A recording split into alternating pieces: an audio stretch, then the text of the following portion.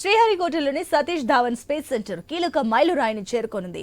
రేపు GSLV F-15 machine తో rocket ప్రయోగాల్లో షార్ సెంచరీ పూర్తి చేసుకోనుంది.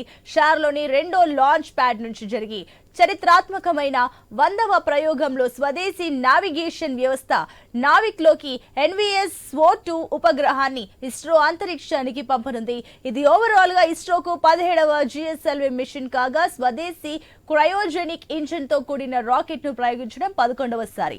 భారత్ భూభాగంతో పాటుగా చుట్టూ 1500 కిలోమీటర్ల వరకు నావిగేషన్ సేవలను అందించేందుకు ఇస్రో పూర్తి స్వదేశీ టెక్నాలజీతో నావిక్ వ్యవస్థను అందుబాటులోకి తెచ్చింది. దీని ద్వారా 20 మీటర్ల ఖచ్చితత్వంతో GPS సేవలు అందనున్నాయి. నావిక్ వ్యవస్థలోకి ఇదివరకే ప్రయోగించిన IRNSS-1 శాటిలైట్ స్థానంలో సేవలు అందించేందుకు గాను 2250 కిలోల బరువైన అధునాతన NVS-O2 ఉపగ్రహాన్ని ప్రయోగించనున్నట్టు ఇస్రో తెలిపింది. రైట్, ఇదే అంశానికి సంబంధించి మరిన్ని డీటెయిల్స్ మా కరెస్పాండెంట్ వర్మ అందిస్తారు. ఎస్ వర్మ, ఈ షార్ కి సంబంధించిన డీటెయిల్స్ ఏంటి?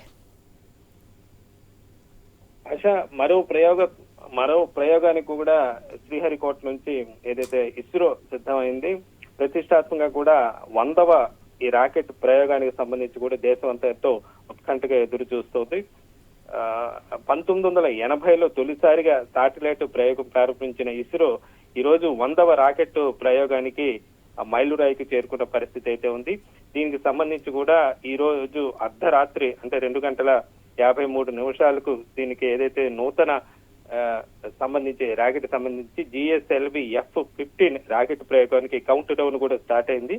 రేపు ఉదయం 6 గంటల సంబంధించి కూడా ఈ ప్రయోగం అయితే ప్రయోగం శాస్త్రవేత్తలు చేయనున్నారు. దీనికి సంబంధించి కూడా అన్ని ఏర్పాట్లు పూర్తి చేసిన పరిస్థితి అయితే ఉందని చెప్పొచ్చు. ఇప్పటికే గత డిసెంబర్లో 99వ రాకెట్ ప్రయోగం చేసిన ఇస్రో ఇది 100వ రాకెట్ ప్రయోగం కావడంతో ఇప్పటికే దీనికి సంబంధించి ప్రధానిని కూడా శాస్త్రవేత్తలు ఆహ్వానించిన పరిస్థితి అయితే ఉంది.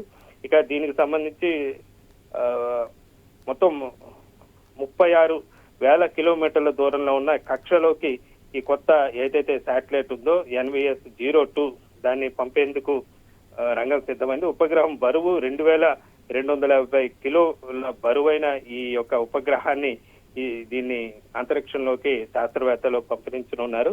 దీని ద్వారా నావిగేషన్ వ్యవస్థ మరింత మెరుగు పడుతుందని చెప్పి కూడా శాస్త్రవేత్తలు భావిస్తున్నారు. పూర్తిగా స్వదేశీ పరిజ్ఞానంతో ఈ యొక్క శాటిలైట్ ని రూపొందించారు.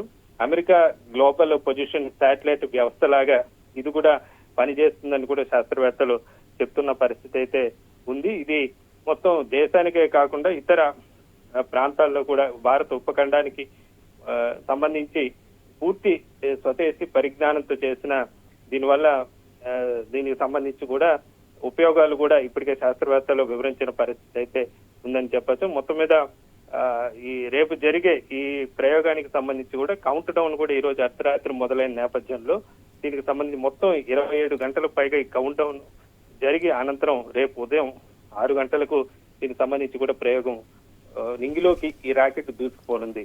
సునీత. రైట్.